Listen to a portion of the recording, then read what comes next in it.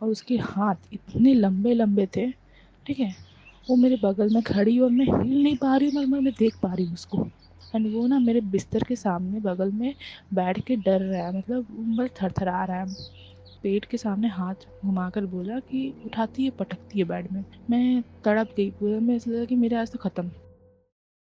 दोस्तों, आप सभी का स्वागत है अक्षय वशिष्ठ चैनल पर। इस चैनल पर मैं अक्षय वशिष्ठ आपको ऐसे पैरानॉर्मल इंसिडेंट और एक्टिविटीज़ के बारे में बताता हूँ जो कि हमारे फॉलोअर और सब्सक्राइबर हमारे साथ शेयर करते हैं। इंस्टाग्राम आईडी, जीमेल आईडी और अब एक ऐसा फ़ोन नंबर जो कि आप स्क्रीन पर देख सकते हैं। तो कभी आपके साथ भी कोई पैरानॉर्मल इंसिडेंट हुआ हो, आप उसे रिकॉर्ड करके भेज सकते हैं। मैं अक्षय वशिष्ठ उसे नरेट करूंगा अपनी आवाज़ में। जो इंस्टाग्राम यूट्यूब का आप प्यार दे रहे हैं उसके लिए तहे दिल से शुक्रिया। जिस तरीके से हम आगे बढ़ रहे हैं वो बहुत ही कम टाइम में बहुत ही अच्छी अचीवमेंट्स है जो आपकी वजह से हमें मिली है। इसी तरीके से प्यार बना के रखिए ताकि मैं ऐसे ही रियल इंसिडेंट आपके सामने लेके आता रहूं। जो रियल इंसिडेंट मैं आपके सामने लेके आता हूं वो हमारे फॉलोअर सब्सक्राइबर हमारे साथ शेयर करते हैं ताकि उनकी गलती से आपको सीखने को मिले। और आज का जो रियल इंसिडेंट है उससे आपको बहुत कुछ सीखने को मिल सकता है, क्योंकि ये पूरा का पूरा बेस्ड है ब्लैक मैजिक पर। कैसे अपनों का हाथ निकलता है ब्लैक मैजिक के अंदर, लेकिन इतने ज़्यादा ट्विस्ट एंड टर्न्स के साथ था। मैं खुद बहुत ज़्यादा शॉक हो गया था जब मैंने इसे सुना था, क्योंकि जो हमारी बताने वाली सब्सक्राइबर फॉलोअर है वो आज तक इस चीज़ से सफ़र कर रही है। लेकिन आगे बढ़ने से पहले जो क्वेश्चन मैं आपके सामने रखना चाहूँगा, आपके अकॉर्डिंग प्यार क्या होता है? प्यार, कोई इसे जस्टिफाई करता है कि ये एक ऐसी फीलिंग है जो दो पार्टनर्स को आपस में जोड़ के रखती है। लेकिन प्यार करते टाइम क्या आप एक बारी को सोचते हैं कि जिस सामने वाले से आप प्यार कर रहे हैं उसका फैमिली बैकग्राउंड कैसा है? नहीं सोचते ना। और इसी की वजह से अक्सर आधे से ज़्यादा लोग बाद में पछताते हैं। जैसे लड़कियां बिना बैकग्राउंड चेक करे लड़के के फैमिली को एक्सेप्ट कर लेती है, और लड़का लड़की के बैकग्राउंड का बिना चेक किए उस फैमिली को एक्सेप्ट कर लेता है, और आगे जाके बहुत ज़्यादा दिक्कतें होती हैं। आज का जो रियल इंसिडेंट है वो हमें तीशा ने बताया, जो कि साउथ इंडियन फैमिली से बिलोंग करती हैं और एक ऐसी फैमिली में चली जाती है जिसका बैकग्राउंड उन्होंने कभी चेक ही नहीं किया था। तीशा अपने पार्टनर से आज से 1.5 साल पहले मिली थी, जब 1.5 साल पहले वो एक कंपनी में काम किया करते थे और मिलते ही उन्हें लव एट फर्स्ट साइट हो गया था। कैसे न कैसे आगे बातें बढ़ी, चीज़ें धीरे धीरे बदलने लगी और आपस में प्यार इतना गहरा हो गया कि बात कब शादी तक पहुंच गई पता ही नहीं चला। इस दौरान तीशा जो थी वो अपनी लाइफ को बहुत एंजॉय किया करती थी। उसकी हॉबीज़ भी दूसरी लड़कियों से बिल्कुल हटके थी। तीशा को एनसीसी में पार्टिसिपेट करना बहुत ज़्यादा पसंद था। ट्यूशन्स पढ़ाया करती थी वो गरीब बच्चों को, जहाँ से उन्हें नॉलेज दी जाए। तीशा की परवरिश बहुत ही अच्छी हुई है, जैसे साउथ इंडियन फैमिलीज़ उन्हें डिसिप्लिन में जो है नॉलेज दिया करते थे और एजुकेशन भी उसी हिसाब से दिया करते थे। जिनसे उन्हें प्यार हुआ था उनकी जो कास्ट थी वो बिहार से बिलोंग करते थे और बिहारी थे। यहाँ पर तीशा जब उनसे पहली बार मिली थी तो पहली बारी में ही जैसे एक अजीब सा क्रश और एक अजीब सी मोहब्बत उनके दिल में जाग उठी थी। हालांकि तीशा के जो फैमिली मेम्बर थे साउथ इंडियन फैमिली से, वो हमेशा उन्हें समझाया करते थे कि इंटरकास्ट मैरिज में अगर तीशा तू जा रही है तो थोड़ा देख के जाइए, क्योंकि बिहार में ये थोड़ा सा अजीब मैनर रहता है, क्योंकि वहाँ पर चीज़ें बहुत अजीब तरीके से चलती है। जैसे साउथ इंडियन फैमिली का खान पान और बिहारी फैमिली का खान पान बहुत ही ज़्यादा अलग होता है। या आप भी मानते होंगे इस चीज़ को। जो तीशा की बुआ थी वो बार बार उन्हें समझाया करती थी कि तीशा तू अपनी बिरादरी का कोई देख ले, बिहार से मत देख, शायद हमारी वहाँ पे बन नहीं पाएगी। लेकिन तीशा तो उस टाइम अंधे प्यार में थी। हालांकि पूरे इंसिडेंट में जो उन्होंने अपने हस्बैंड के बारे में बताया, हस्बैंड की कोई गलती नहीं थी, लेकिन जो चीज़ें आपको सीखने को मिलेंगी वो बहुत ही ज़्यादा एक्सट्रीम लेवल की है। क्योंकि ये हमारा एक नेचर है कि हम सामने वाले को प्यार करते हैं और उसका बैकग्राउंड चेक नहीं करते, जो शायद आगे जाके हमें बहुत ज़्यादा नुकसान दे सकते हैं। घरों में जो आजकल मनमुटाव रहता है या आपसी कोई ना कोई प्रॉब्लम रहती है, उसका सबसे बड़ा जो रीज़न होता है या तो लड़की वालों की इन्वॉल्वमेंट होती है, लड़कों वालों की बहुत ज़्यादा इन्वॉल्वमेंट होती है। और जिस घर में सास ऐसी मिल जाए जो बहुत ज़्यादा कंट्रोलिंग हो, वहाँ पर कोई चीज़ टिक नहीं सकती। आज के टाइम पे एडजस्टमेंट तो आपको करना ही पड़ता है। पहले की जनरेशन अलग हुआ करती थी, लेकिन आज की जनरेशन बहुत ही ज़्यादा अलग है। इस जनरेशन में लड़की को भी फ्रीडम चाहिए और लड़के को भी। सबकी अपनी एक पर्सनल लाइफ होती है, लेकिन शायद प्यार मोहब्बत जब आप करते हो तो ये चीज़ें भूल जाते हो, जिसकी वजह से दोनों फैमिली इंक्लूड होके उसको ऐसी महाभारत बना देते हैं जो बच्चे और बड़े आपस में पिसते रह जाते हैं। मैं तो यहाँ पर ये कहना चाहूँगा, ज़िंदगी एक है लेकिन उसे जीने के लिए पल पता नहीं कितने कम है, क्योंकि लोग आज के टाइम पे लड़ते इतना है ना कि परिवार का भी ढंग से बन नहीं पाता। चलिए आते हैं अब रियल इंसिडेंट की ओर। तिशा ने बताया जब सब कुछ सही चल रहा था, वो अपने पार्टनर से मिला करती थी, बातचीत करा करती थी, तो उनके पार्टनर ने पहली बार उन्हें घर पे इनवाइट किया था। घर पे इनवाइट करने के बाद जब तिशा वहाँ पर पहली बार गई थी, तो लड़के वालों की जो फैमिली थी उन्होंने उन्हें उतना प्यार दिया जैसे उन्हें लग रहा था कि ये तो मेरी खुद की ही फैमिली है। मदर इन लॉ बहुत ज़्यादा सपोर्टिव थी, जो देवर वगैरह थे वो बहुत ज़्यादा सपोर्टिव थे। हालांकि जो देवर और उनकी वाइफ जो थी वो बाहर रहा करते थे, लेकिन देखने के लिए तिशा को वो उस दिन घर पे आए थे बिहार में। सब कुछ बहुत ही ज़्यादा अच्छा चल रहा था, सब कुछ बहुत बेटर था। जैसे तिशा को तो जैसे एक जो सपनों में सोची फैमिली थी वो मिल गई थी, लेकिन तिशा को क्या पता था कि ये तो तूफान से पहले की शांति थी, क्योंकि जिस दिन तिशा ने उस घर में कदम रखा उसी दिन से उसकी उल्टी गिनतियाँ शुरू हो गई थी।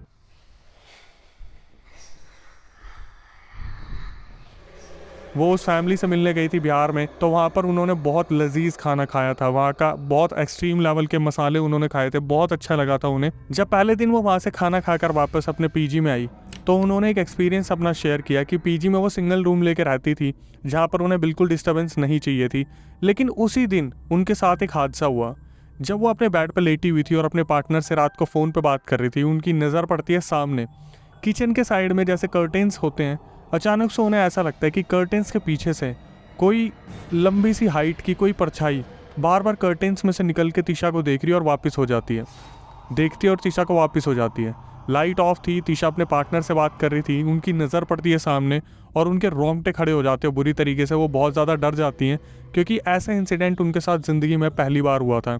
वो अपने पार्टनर को बताती है कि ऐसे ऐसे मेरे साथ हो रहे हैं, तो उनके जो पार्टनर थे वो बोलते कि तेरा वहम है, तेरे को नींद आ रही होगी, चल सो जा, कोई नहीं, हम कल बात करते हैं। तो तिशा सोचती है कि ज़्यादा रात हो गई है, शायद वहम हो रहा होगा, तो अपने पार्टनर को बोलती है ठीक है हम कल बात कर लेंगे। और तिशा जैसे ही फ़ोन रखती है, अचानक से वो जो परछाई थी वो भागकर उनकी तरफ आती है और सीधा बेड के ऊपर कूदती है। तिशा उसी टाइम बेहोश हो गई थी और उन्हें कुछ भी याद नहीं है। अगले दिन जब तिशा उठी तो उनकी बॉडी पर अजीब अजीब से स्क्रैचेस के निशान थे, जिसको वो देखकर बहुत ज़्यादा हैरान हो गई थी। इस बात को उन्होंने आया गया कर दिया, ज़्यादा सीरियस नहीं लिया, ये सोच के कि रात को शायद उन्हें खुजली हुई होगी और उन्होंने कहीं पे खुजाते टाइम स्क्रैच कर लिए होंगे। ये इंसिडेंट धीरे धीरे बढ़ने लगे। जैसे एग्जाम्पल के तौर पे फिर 2 हफ्ते बाद उस फैमिली से वो मिलने गई। वहाँ पर जो फंक्शन छोटा सा रखा गया था, लड़की को देखने वाले कुछ और रिश्तेदार भी आए थे। रिश्तेदारों ने लड़की को बहुत तहे दिल से चाहा, प्यार दिया, लेकिन जैसे वहाँ पर खाना उसको खिलाया जाता था और खाना खाने के बाद तिशा अपने पीजी में आती थी, उसके साथ ये इंसिडेंट बहुत ज़्यादा बढ़ने लगे थे। जैसे उस परछाई ने उसका पीछा करना बहुत ज़्यादा शुरू कर दिया था। दिन में बहुत रिलैक्सिंग होता था, सब बहुत काम डाउन होता था, लेकिन जैसे जैसे रात बढ़ती थी वो परछाई उसके आगे पीछे घूमती थी। दोस्तों आप खुद इमेजिन कीजिए, अगर आप एक कमरे में हैं और आपके आगे पीछे कोई भी नहीं है और अचानक से आपको ऐसा लगे कि आपने कंबल मुंह के ऊपर तक ओढ़ रखा है और कोई चीज़ आपके बगल में चल रही है, जब चलने की आवाज़ आपको आए तो सोचिए उस टाइम आपकी क्या हालत होगी। तिशा ने बताया कि अक्षय भाई मैंने अगले 1 से 2 महीने ये सब कुछ अपने साथ सहा, जहाँ पर मेरी फैमिली को मैं बता नहीं सकती थी क्योंकि वो शादी सगाई तोड़ देते। मैं अपने पार्टनर को बोलती थी, वो यकीन नहीं करता था, तो मैं शक करूँ किस पे। 2 महीने तक तिशा ने ये सब कुछ सहा वहाँ पर और 2 महीने बाद तिशा की उस घर में शादी थी। जैसे ही तिशा की शादी हो जाती है, शादी होने के बाद तिशा उस घर में पहुँचती है और उन्हें क्या पता था उस घर में पैर रखते ही जैसे जिंदगी एक अजीब सी करवट लेगी और उन्हें वहाँ पे सबके हकीकत वाले चेहरे नजर आने शुरू हो जाएंगे। शादी को 2 महीने ही बीते थे। तिशा जब उस घर में एडजस्ट होने की कोशिश कर रही थी, लेकिन सासू माँ का जैसे अजीब सा ही रंग उनके सामने आना शुरू हो गया था। सासू माँ 2 महीने बाद छोटी छोटी बातों पे तिशा से लड़ने लग जाती थी, जैसे काम नहीं हो रहा, तुमसे उठा नहीं जाता या तुम टाइम पे नहीं उठती। और तिशा को ऐसा लगता था कि यार लाइफ बहुत ज़्यादा कंट्रोलिंग हो गई है। वो जब भी अपने हस्बैंड को बताने की कोशिश करती तो हस्बैंड इस चीज़ को इग्नोर कर देते कि मैं क्यों औरतों के बीच में आऊँ। उनके जो देवर थे और जो उनकी वाइफ थी वो पहले ही बाहर रहा करते थे और वो रीज़न यही था कि उनकी जो देवर की वाइफ थी वो ये सब कुछ एडजस्ट नहीं कर पा रही थी। और सासू माँ इस चीज़ से बहुत ज़्यादा गुस्सा रहा करती थी कि देवर वाला जो लड़का था उसे उसकी जो वाइफ थी वो लेके घर के बाहर जा चुकी है। और उनके दिमाग में इस चीज़ का गुस्सा था कि अगर तिशा ने भी हस्बैंड को कंट्रोल कर लिया तो आखिर सासू माँ की सुनेगा ही कौन। एक दिन ऐसा आया जब तिशा अपने हस्बैंड से पहले उठकर उनके लिए खाना बनाने गई नहा धो के, तो जो सासू माँ थी किचन में वो वहाँ पर पहले ही कुछ काम कर रही थी। और वो क्या काम कर रही थी वो सुन के आप भी हैरान हो जाओगे। वो जो चीनी का डब्बा था, जो चावल का डब्बा था, उसके अंदर कुछ चिट डाल रही थी बना के, जैसे उसमें कुछ मंत्र हो, कुछ ऐसा हो। लेकिन तिशा की उसको नज़र पड़ी, तिशा ने कुछ बोला नहीं। तिशा बिल्कुल शांत हो गई, किचन के अंदर गई तो तिशा ने सोचा यार आज मम्मी जी से अपने दिल की बात करती हूँ। तो तीशा ने बोला कि मम्मी जी मुझे ऐसा लगता है कि मैं प्रेग्नेंट हूँ। तो वहाँ पर जो उनकी मदर इन लॉ था, उनका जो रिएक्शन था उसको सुनने के बाद भाई मेरे खुद के रोंगटे खड़े हो गए थे। आप सोचो आपका क्या होगा। उनकी मदर इन लॉ उनको बोलती है कि नहीं, ये बच्चा नहीं होना चाहिए, बच्चा नहीं होना चाहिए, अभी इस बच्चे का मतलब होना ठीक नहीं है। तीशा इस बात को सुनती है और ये सोचती है मदर इन लॉ ना दिमाग से सटकी हुई है, सीरियसली ये किसी भी अच्छी चीज़ को कभी अच्छा ले ही नहीं सकती। तीशा वहाँ पर सारी चीज़ों को इग्नोर करके किचन में से अपने कमरे में आ जाती है। पूरा दिन गुजर जाता है ऐसे ही काम काज में, कभी मोबाइल देखना, कभी इधर उधर घूमना, टीवी देखना। बात आती है शाम की, जब उन्हें नींद आ रही थी और उनके जो हस्बैंड थे वो काम से लेट हो गए थे। वो कंबल ओढ़ कर पूरे मुंह तक, उनकी आदत थी सोने की, जब अचानक से वो कंबल ओढ़ती हैं तो उन्हें ऐसा लगता है कि उनके कमरे में कोई है। साइड में देवर का कमरा था, वहाँ पर मदर इन लॉ रहती थी, 24 घंटे वहीं पर उनका सोना वोना हुआ करता था। और दीवार इतनी ज़्यादा मोटी नहीं थी तो हरकतें वहाँ से सुनाई दिया करती थी कि उनकी मदर इन लॉ जो है किसी से फ़ोन पर बात कर रही हैं या कुछ ना कुछ लगी हुई हैं किसी न किसी से। इन्होंने बताया जब इन्होंने कंबल ओढ़ा तो वहाँ पर ऐसा लगा जैसे इनके कमरे में कोई है, और जैसे ही इन्होंने कंबल नीचे किया इन्होंने देखा एक औरत की फिगर ब्लैक कलर की, जिसके हाथ उसके पैरों से भी नीचे लटक रहे हैं। वो अचानक से तीशा के सामने आती है और उन्हीं के साइड में एक 6 फीट का बच्चा खड़ा है। उस बच्चे के भी हाथ जो थे पैरों के नीचे आ रहे हैं और इतने ज़्यादा मैसी हेयर, आईब्रोज मोटी मोटी, जीभ बाहर निकली हुई है जैसे यहाँ से कुछ स्किन टूट के गिरने को हो रही हो। तीशा ने बताया अक्षय भाई मैं 2 घंटों के लिए वहाँ पर फ्रीज हो गई थी, 2 मिनट नहीं 2 घंटों के लिए उन्हें स्लीप पैरालिसिस हुआ था। ज़िंदगी में मैंने पहली बार ऐसा सुना है कि किसी को 2 घंटे के लिए स्लीप पैरालिसिस हुआ। तीशा ने बताया कि मैं सामने सामने देख रही थी, ना मैं हिल पा रही थी ना मैं बोल पा रही थी, और वो जो देख रही थी उसको सुन के सीरियसली आप भी बहुत ज़्यादा डर जाओगे। तीशा ने बताया कि जो फीमेल सामने खड़ी थी उसने अपना पूरा लंबा हाथ उठाया, उनके पेट पर रगड़ के बोली बच्चा नहीं होना चाहिए, ये बच्चा नहीं होना चाहिए। और उनके साइड में जो बच्चे वाली फिगर थी 6 फीट की, वो काँप रही थी बुरी तरीके से, जैसे उसे भी किसी चीज़ ने दबा के रखा हुआ है या गुलाम बनाया हुआ है। तीशा ने बोला जब तक मैं कुछ करने की कोशिश करती 2 घंटे बीत गए, वहाँ पर मैं स्लीप पैरालिसिस में पड़ी रही। ना तो मेरे हस्बैंड टाइम पे आए क्योंकि वो लेट आने वाले थे, उस फिगर ने उन्हें उठा के अपने हाथ से दे के मारा बेड पे कम से कम 10-12 बार, जब तक जो तीशा थी उस बेड पर बेहोश नहीं हो गई थी।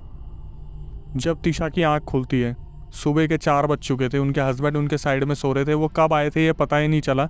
तीशा ने उन्हें हिला के बोला कि मुझे आपसे बात करनी है। उनके हस्बैंड बोले सुबह बात करते हैं, मैं भी बहुत थका हुआ हूँ। तो तीशा बहुत ज़्यादा डरी हुई थी कि उस दिन भी उनके साथ कोई ऐसी हरकत ना हो जाए। तो वो पहली बार डिसाइड करती है कि काफ़ी टाइम हो गया, मैं अपनी एनसीसी की क्लासेस के लिए जाती हूँ। तो उनका वहाँ पर आसपास में एक एनसीसी का ग्रुप था जिसको वो ज्वाइन करने के लिए जाती हैं। वहाँ पर पूरा दिन स्पेंड करती है ये सोच के कि दिन में मैं अगर काम काज करूँगी तो रात को मेरे को बहुत जल्दी नींद आ जाएगी, और शायद ये तीशा का गलत सोचना था। जब तीशा शाम को वापस आती है एनसीसी करके, उनकी जो मदर इन लॉ थी उन्हें घूर के देखती है और बोलती है कि तेरे को और कोई काम नहीं है? घर के काम कम पड़े थे जो तू वहाँ पे एनसीसी में गई है? यहाँ घर के काम नहीं कर सकती है क्या? रुक जा, आने देते तेरे वाले को आज मैं बताती हूँ, तूने तो मेरा जीना ही हराम करके रख दिया है। तीशा की आंखों में जैसे आंसू आ गए थे कि उन्होंने कितना गलत डिसीजन लिया इंटरकास्ट मैरिज करके, कितना बड़ा गलत डिसीजन लिया उन्होंने। उनकी पूरी फैमिली उन्हें समझाती थी कि तू कुछ नहीं कर पाएगी अपनी ज़िंदगी में, तेरे को बस बंद के रहना पड़ जाएगा। उस दिन रात को फिर एक ऐसी चीज़ हुई, अगर वो आपके साथ हो जाए या मेरे साथ हो जाए, मैं कह रहा हूँ शायद आपका हार्ट फेल हो सकता है। तीशा सोने के लिए अपने बेड पर लेटती हैं, बड़ी मुश्किल से रो धो के उन्हें 1-1.5 घंटे में नींद आई थी। जब वो अपने हस्बैंड को कॉल करती हैं तो हस्बैंड बिजी का मैसेज ड्रॉप करके छोड़ देते हैं। रात के 1-2 ही बजे थे, अचानक से जो उनका रूम था उसकी दीवार में से आवाज़ आती है, कौन है, कौन है? तीशा ने ये आवाज़ सुनी, मे भी शायद जैसे आपको गूज बम्स आ रहे हैं, मुझे भी बुरी तरीके से गूज बम्स आ गए हैं। दीवारों में से आवाज़ आती है, कौन है? तीशा जैसी कंबल उठाती है, उसके सामने वही लंबी फिगर वाली औरत खड़ी होती है जो पूरी ब्लैक आइज शैडो से उसे देख रही होती है बुरी तरीके से। और जैसे फिर दोबारा जो तीशा थी वो स्लीप पैरालिसिस में चली जाती है और वो स्पिरिट आके उसके बगल में बैठ जाती है।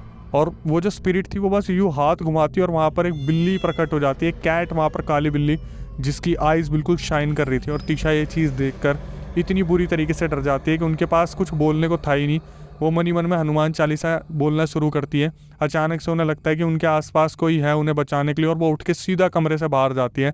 सासू माँ जो थी बगल वाले कमरे में बैठ के बेड पे, जब तीशा वहाँ पहुँचती है तो सासू माँ वहाँ बैठ के हंस रही थी, जैसे उसे पता था वहाँ पे क्या हो रहा है। वो सासू माँ को बताती है कि मेरे साथ ऐसा ऐसा हुआ है। सासू माँ बोलती है चल चल जाके सो जा, ऐसा कुछ भी नहीं है। तो बोलती है मम्मी आप क्या कर रहे हो? तो बोलती है मैं तो अपने ध्यान में बैठी थी, मुझे अपनी नींद नहीं आ रही है। तिशा ने बताया रात के 2-2:30 बज रहे थे अक्षय भाई, पता नहीं इस घर में हो क्या रहा था, और मैं यहाँ जैसे रह रही थी ना, शायद मैं पागल हो रही थी। लेकिन अभी तो चीज़ें शुरू हुई थी। तिशा ने जो चीज़ें बताई मुझे आगे आगे, मैं कहता हूँ कि भगवान न करे किसी फीमेल के साथ ऐसा हो। तो अभी भी सीख ले लो भाई, आधी वीडियो आई है इंटरकास्ट मैरिज का, प्यार करने से पहले 1000 बार सोच लेना। आगे जाके चीज़ें जो बताने वाला हूँ ना, रूह कांप जाएगी आपकी।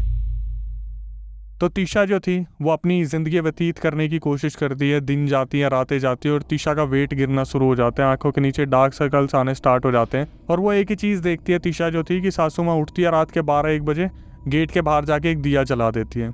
और तिशा इतना ज़्यादा वीक हो चुकी थी, उनके अंदर सोच समझ की कोई पावर ही नहीं बची थी कि वो सोच सके हो क्या रहा है क्या नहीं हो रहा, क्योंकि हर रात उसके सपने में कोई ना कोई एंटिटी आती थी जो उसका गला घोट देती थी, कभी कभी उससे बात करती थी, कभी उसे और दबाती थी, उसके बच्चे नहीं हो रहे थे। बात पूरी 1 साल ये चली। 1 साल बाद वो जहाँ ट्यूशन पढ़ाती थी, उन्होंने डिसीजन लिया कि मैं कैसे न कैसे अपने ध्यान इधर उधर करूँगी। जहाँ ट्यूशन पढ़ाती थी बगल वाले घरों में वो गई, और वहाँ पर एक दादी थी, उन दादी को उन्होंने, तिशा ने सब कुछ बता दिया कि ऐसे ऐसे मेरे घर में मेरे साथ ऐसा हो रहा है, कोई चीज़ मुझे दबाती है, मेरे को ना तो हस्बैंड सपोर्ट कर रहे हैं ना सासू माँ सपोर्ट कर रही हैं। तो दादी बोलती है कि एक काम करते हैं, 2 किलोमीटर दूर एक मस्जिद है, तू मेरे साथ चल, हम मस्जिद में चेक कराते हैं, वहाँ पे एक मौलवी है जो बहुत अच्छे हैं, वो तेरे को सब बताएंगे। तिशा बिना किसी को बताए दादी के साथ उन मौलवी के पास चली जाती है मस्जिद में, और मस्जिद में कदम रखते ही मौलवी की आंखें खुल जाती है, और मौलवी उन्हें बुलाता है और बोलता है बैठिए, और बोलता है आपको पता है आपके साथ 3 प्रेत हैं जो मस्जिद के बाहर खड़े होकर आपका वेट कर रहे हैं।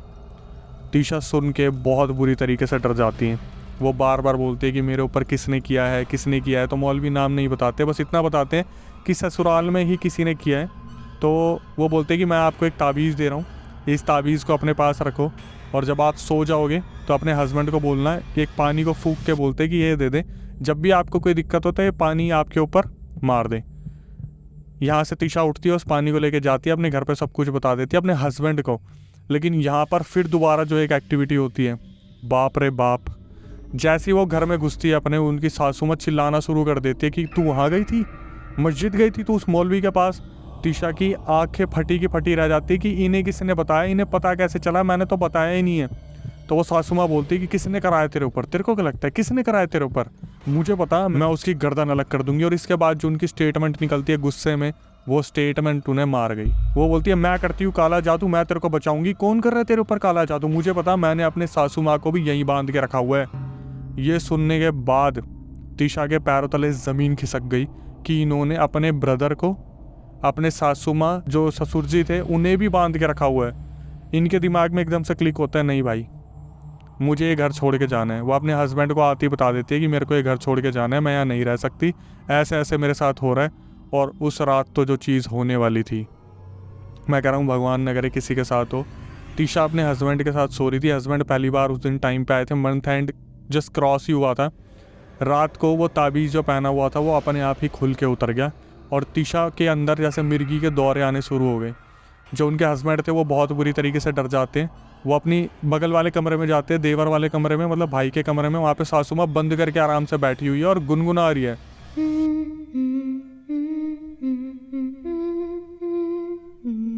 उनके हस्बैंड भी समझ जाते कि कुछ बहुत गलत हो रहा है यहाँ पे।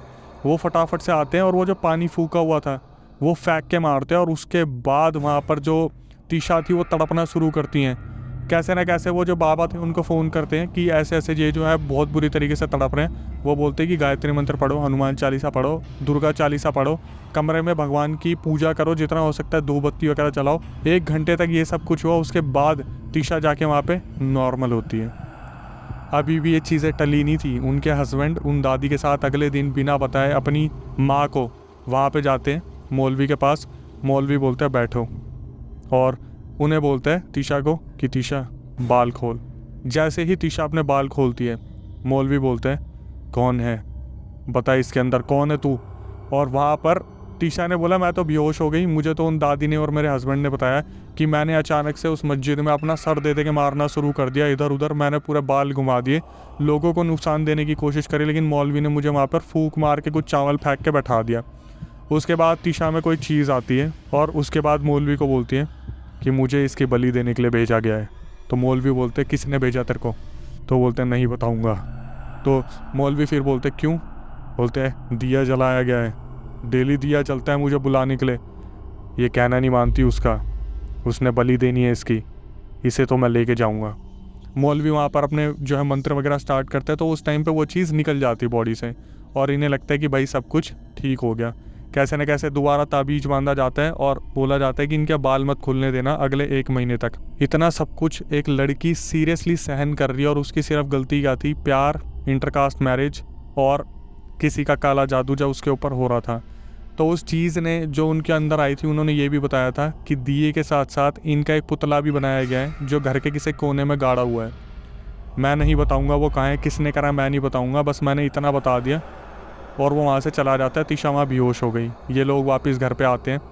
उस रात फिर दोबारा वहाँ जब मौत का मंजर होने वाला था ना, उसने तो आत्मा ही खींच ली तिशा की बाहर। तिशा ने बताया कि वो कमरे में गई, सोई और सोते ही जैसे उसके आगे पीछे कम से कम 4-5 एंटिटीज़ आ गई जिन्होंने उनके हाथ पैरों को खींचना शुरू कर दिया। उनके हस्बैंड ने लिटरली इस चीज़ को देखा कि तिशा चारों तरफ से खिंच रही है, जैसे उसको कोई फाड़ने की कोशिश कर रहा है। फिर दोबारा वो पानी फेंक के मारते हैं। उस टाइम कोई पानी काम नहीं करता। तिशा के जो हस्बैंड थे वो पुतला ढूंढना शुरू करते हैं, कुछ नहीं होता। एट द एंड वही हनुमान चालीसा, दुर्गा चालीसा कमर में चलाते हैं, ना तो पुतला मिला ना कोई सॉल्यूशन मिला और तिशा बेहोश हो गई। तो तिशा ने बताया कि वो इस चीज़ को 1 साल से झेल रही हैं और जिन मौलवी के पास उनका इलाज चल रहा था वो मौलवी भी अपने घर में बड़ी ही अजीबोगरीब तरीके से मरे मिले। उनका कुछ नहीं आता पता कि उनको किसने मारा। ये एक ओपन केस है जो अभी तक ठीक नहीं हुआ है। हमने कैसे न कैसे तिशा से कांटेक्ट करने की कोशिश की, लेकिन उनका जो नंबर है अभी वो स्विच ऑफ आ रहा है। मेरी यही दुआ होगी भगवान से कि वो बेचारी लड़की जैसी भी हो वो सेफ़ हो। लेकिन भाई आपके सामने उन्होंने अपना पूरा रियल इंसिडेंट रखा, ये सोच के कि आप जो लड़कियाँ जो देख रहे हो, जो लड़के देख रहे हो, इंटरकास्ट मैरिज फैमिलीज़ के बारे में थोड़ा जान पहचान निकालो, बैकग्राउंड वेरिफिकेशन करो। आप कभी ऐसी चीज़ों में ना फंस जाओ। वो लड़की बस यही चाहती थी, वो जो सफ़र कर रही है वो तो कर रही है, लेकिन आप अपने आप को सेफ रख लो। Moral of the story, conclusion यहाँ पे निकल के आता है भाई, प्यार मोहब्बत अपनी जगह और बैकग्राउंड वेरिफिकेशन अपनी जगह। बहुत बड़ी बड़ी लाइन नहीं बोलूँगा।